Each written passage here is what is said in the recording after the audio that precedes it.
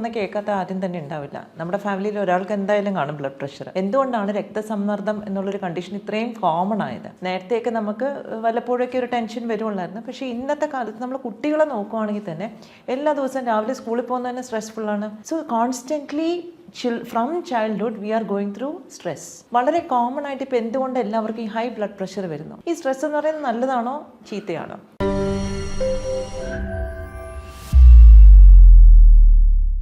Hello friends, ഞാൻ doctor Trishna, chief physician and medical director, Samatvam, Trivandrum.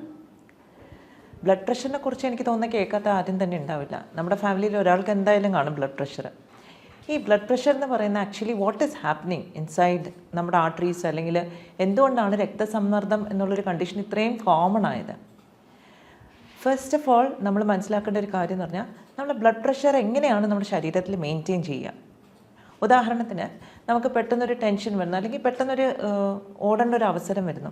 അവിടെ നമ്മുടെ കഴുത്തിൽ കാരോട്ടിഡ് ആർട്ടറി എന്ന് പറഞ്ഞ ആർട്ടറിയിൽ ബാരോ റിസെപ്റ്റേഴ്സ്, അതായത് പ്രഷർ ചെക്ക് ചെയ്യുന്ന റിസെപ്റ്റേഴ്സിനെ വെച്ചിട്ടുണ്ട്. അപ്പോൾ കോൺസ്റ്റൻ്റ്ലി തലച്ചോറിലേക്ക് എത്ര പ്രഷറിലാണ് രക്തം ഒഴുകുന്നത് എന്ന് മെയിൻറ്റെയിൻ ചെയ്യുക, അത് ഡിറ്റക്റ്റ് ചെയ്യാനുള്ള ഒരു ഡിറ്റക്ടറാണ് ഈ ബാരോ റിസെപ്റ്റേഴ്സ്.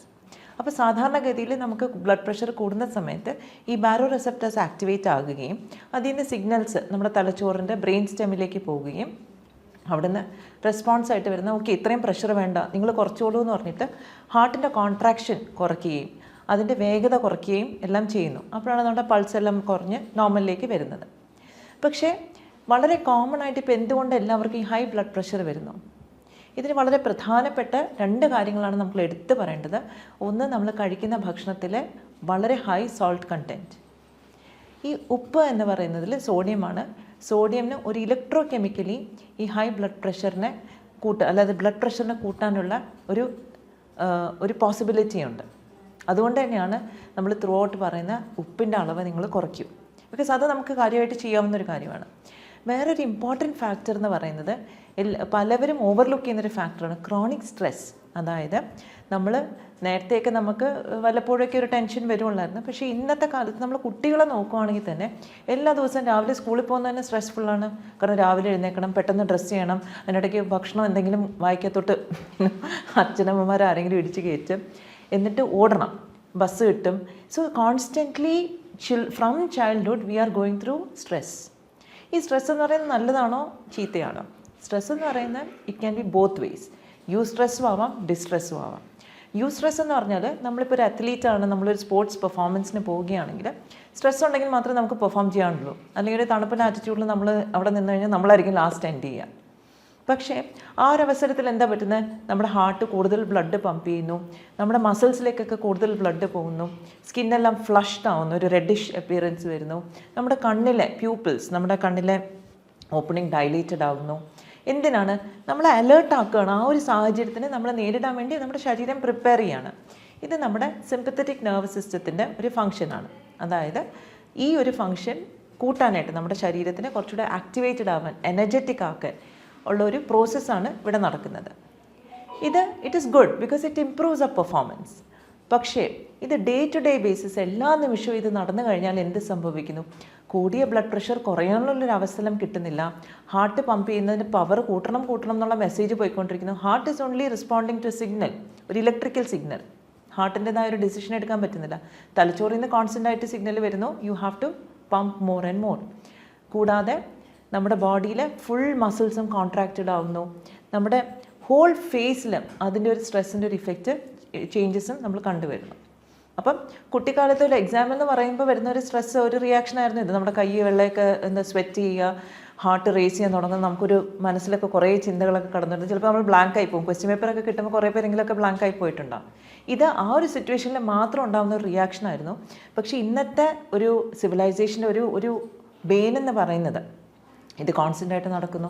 അതായത് എല്ലാ ദിവസവും രാവിലെ റെഡിയാകുമ്പോൾ ഒരു സ്ട്രെസ്സ്, ഓഫീസിൽ പോയ സ്ട്രെസ്സ്, ഭക്ഷണം കഴിച്ചാൽ സ്ട്രെസ്സ്, കാരണം എന്ത് കഴിച്ചാലും എന്ത് കഴിക്കുന്നത് ശരിയാണോ തെറ്റാണോ എന്നുള്ളൊരു ടെൻഷൻ, പിന്നെ അത് കഴിഞ്ഞ് എനിക്ക് എന്തെങ്കിലും അസുഖം ഉണ്ടെങ്കിൽ അതിനെ കൂടുമെന്നുള്ള ടെൻഷൻ.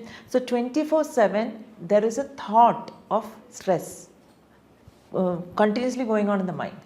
അപ്പോൾ ഈ ഒരു അവസരത്തിൽ എന്താ പറ്റുന്നത്? കോൺസ്റ്റൻ്റ്ലി മൈൻഡിൽ നിന്ന് സിഗ്നൽസ്, ബ്രെയിനിൽ നിന്ന് സിഗ്നൽസ് പോയിക്കൊണ്ടിരിക്കുക. സ്ട്രെസ് റെസ്പോണ്ട് ചെയ്യുന്ന എന്താ? ഹാർട്ട് ബീറ്റ് കൂടുന്നു, ബ്ലഡ് പ്രഷർ കൂട്ടുന്നു, ബ്ലഡ് ഷുഗർ ലെവൽസ് കൂട്ടുന്നു, നമ്മുടെ ശരീരത്തിൽ ആകെപ്പാട് സിസ്റ്റമിക്കായിട്ട് തകരാറ് വരുന്നു. അപ്പോൾ ഈ കോൺസ്റ്റൻറ്റ് സ്ട്രെസ്സാണ് one of the causes for high blood pressure. പിന്നെ ചിലവർക്ക് നാച്ചുറലി ഇപ്പോൾ നമ്മുടെ ആർട്ടറീസ് എന്ന് പറയുന്ന ഒരു കുടലാണ്. ആ കുടലിൽ ഇലാസ്റ്റിക് സ്മൂത്ത് മസിൽസ് ഉണ്ട്, ഇലാസ്റ്റിക് സ്മൂത്ത് മസിൽസ്. ഈ മസിൽസിൻ്റെ മൂവ്മെൻറ്റ് ആണ് ശരിക്കും പറഞ്ഞാൽ ബ്ലഡിനെ നമ്മൾ പുഷ് ചെയ്യാനായിട്ട് ഹെൽപ്പ് ചെയ്യുന്നത്. പക്ഷേ സംടൈംസ് ദർ ഇസ് റെസിസ്റ്റൻസ്, അതായത് ഈ സ്മൂത്ത് മസിൽസിൻ്റെ ഇലാസ്റ്റിസിറ്റി കുറയുമ്പം നാച്ചുറലി ബ്ലഡ് ഫ്ലോയ്ക്ക് ഒരു റെസിസ്റ്റൻസ് കാണും. അതുകൊണ്ട് ബ്ലഡ് ഫ്ലോ കുറച്ചുകൂടെ പുഷ് ചെയ്ത് കൊണ്ടുപോകേണ്ടി വരുന്നു. അതൊക്കെ കൂടുതൽ നമ്മൾ ഓൾഡ് ഏജിലാണ് കാണുക, ഇലാസ്റ്റിസിറ്റി മസിൽസിൻ്റെ കുറയുന്നതും ഈ ബ്ലഡ് പ്രഷർ കൂട്ടേണ്ടി വരുന്ന ഒരവസ്ഥ. പക്ഷേ യങ്സ്റ്റേഴ്സിൽ ബഹുഭൂരിഭാഗം യങ്സ്റ്റേഴ്സിലും നമ്മൾ കാണുന്ന ഒരു ഹൈ ബ്ലഡ് പ്രഷർ എന്ന് പറയുന്നത് ഈ ക്രോണിക് സ്ട്രെസ്സിൻ്റെ തന്നെ ഒരു ലക്ഷണമാണ്. ക്രോണിക് സ്ട്രെസ്സും കൊണ്ട് ഉണ്ടാകുന്നതാണ്. So it is very important that V address this chronic stress. അതിനൊപ്പം തന്നെ നമ്മൾ ഡയറ്റ് ഡെഫിനറ്റ്ലി നോക്കണം. കാരണം നമ്മൾ എന്താ പറയുന്നത്, ഈ ബ്ലഡ് എന്ന് പറയുന്ന ഒരു ദ്രാവകമാണ്, it has to flow smooth. അപ്പോൾ ആ ഫ്ലോ ചെയ്യുന്നതിന് അതിൻ്റെതായുള്ള കറക്റ്റ് ഇൻഗ്രീഡിയൻസ് നമുക്ക് വേണം. ഇപ്പോൾ കട്ടിയായിട്ടുള്ള, ഇപ്പം നമുക്ക് തന്നെ അറിയാം, ഓയിലും വെള്ളവും കൂടെ നമ്മൾ ഒഴിക്കുകയാണെങ്കിൽ നാച്ചുറലി ഓയിൽ മൂവ് സ്ലോവർ. അപ്പം നമ്മളെ ബ്ലഡ് കോൺസ്റ്റുവൻസ് വളരെ ഇമ്പോർട്ടൻ്റ് ആണ്. അത് നമുക്ക് ഡയറ്റിലൂടെ കറക്റ്റ് ചെയ്യണം. കൂടാതെ നമ്മുടെ സ്ട്രെസ് ഫാക്ടേഴ്സ് നമ്മൾ നന്നായിട്ട് അഡ്രസ്സ് ചെയ്യണം.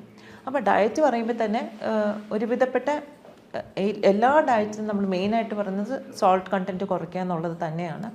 കൂടാതെ നമ്മുടെ ബ്ലഡിലുള്ള അനാവശ്യമായിട്ടുള്ള അൺഹെൽതി ഫാറ്റ്സ്, LDL പോലുള്ള അൺഹെൽതി ഫാറ്റ്സിനെ നമ്മൾ കുറയ്ക്കുക, ട്രൈഗ്ലിസറൈഡ്സ് ഇതെല്ലാം കുറയ്ക്കുക എന്നുള്ളതാണ്. അതൊക്കെ തീർച്ചയായിട്ടും നമുക്ക് ഭക്ഷണത്തിൽ നിന്ന് തന്നെ വരുന്നതാണ്.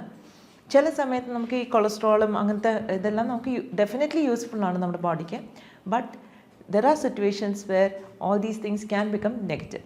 ഓക്കെ, അപ്പം നമ്മൾ ഡയറ്റിലുള്ള, അപ്പോൾ ഈ കൊഴുപ്പ് കൂടുന്നതിൻ്റെ വൺ ഓഫ് ദ റീസൺസ് പലപ്പോഴും ഞാൻ മെൻഷൻ ചെയ്തിട്ടുള്ളതാണ്, കാർബോഹൈഡ്രേറ്റ് കൂടുതലായാൽ അത് കൊഴുപ്പായിട്ട് കൺവേർട്ട് ചെയ്യുന്നു എന്ന്.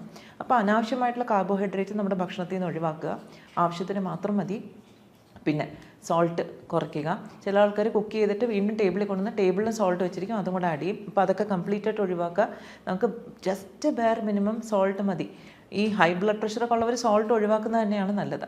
ഓക്കെ, പിന്നെ മൂന്നാമത്തെ ഒരു കാര്യം എന്ന് പറഞ്ഞാൽ ഏതൊരു അസുഖത്തിനും നമ്മുടെ ഡൈജഷൻ ഇമ്പ്രൂവ് ചെയ്യേണ്ട അത്യാവശ്യമാണ്. കാരണം നമ്മൾ എത്ര എക്സ്പെൻസീവ് ഫുഡ് കഴിച്ചാലും എത്ര ഓർഗാനിക് ഫുഡ് കഴിച്ചാലും നമ്മുടെ ദഹനം ശരിയല്ലെങ്കിൽ ഇതിലെ ന്യൂട്രിയൻസ് ഒന്നും അബ്സോർവ് ചെയ്യാനായിട്ട് സാധിക്കത്തില്ല.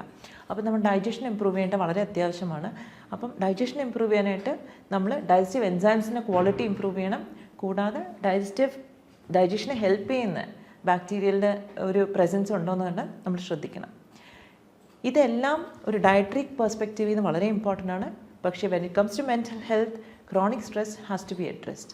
അപ്പോൾ ഈ ക്രോണിക് സ്ട്രെസ്സിനെ അഡ്രസ്സ് ചെയ്യാനായിട്ട് every day what we can do is രണ്ട് കാര്യങ്ങൾ നമ്മൾ ഇമ്പോർട്ടൻ്റ് ആയിട്ട് ചെയ്യണം. രാവിലെ എഴുന്നേൽക്കുമ്പോഴത്തേക്ക് we should take a few deep breath എടുത്തിട്ട് നമ്മൾ പറയും today is going to be okay.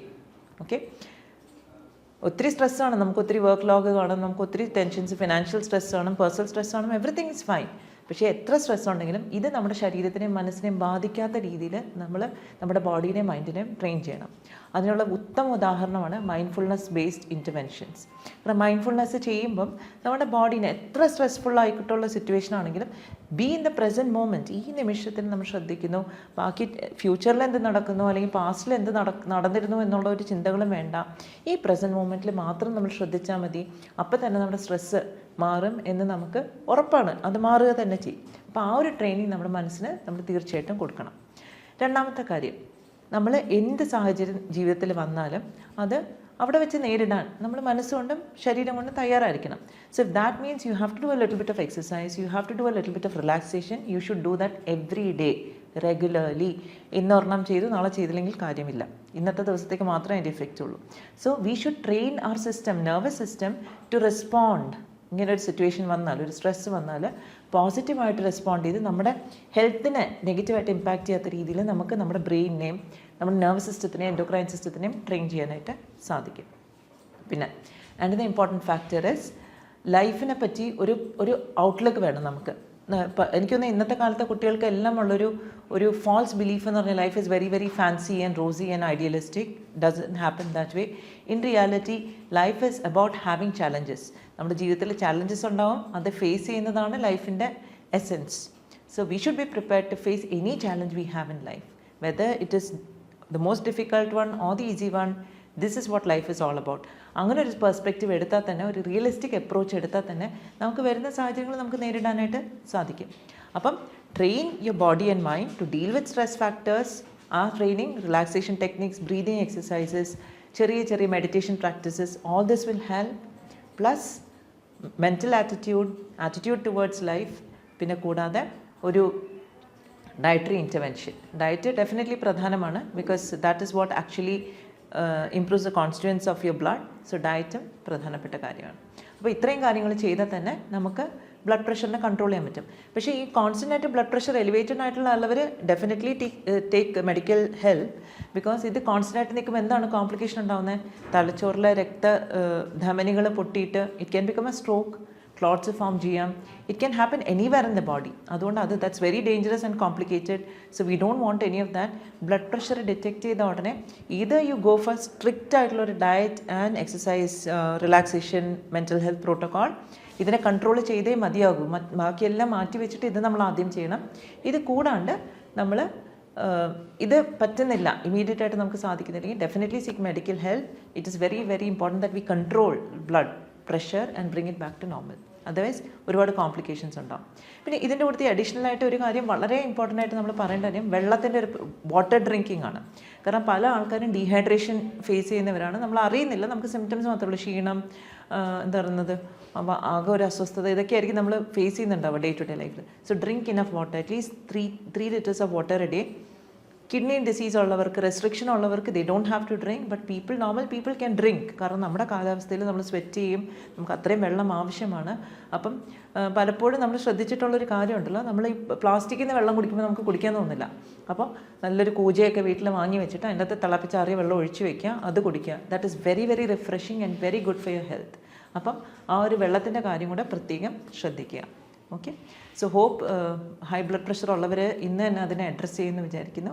If there is anything more you need to know, please contact us. Thank you very much.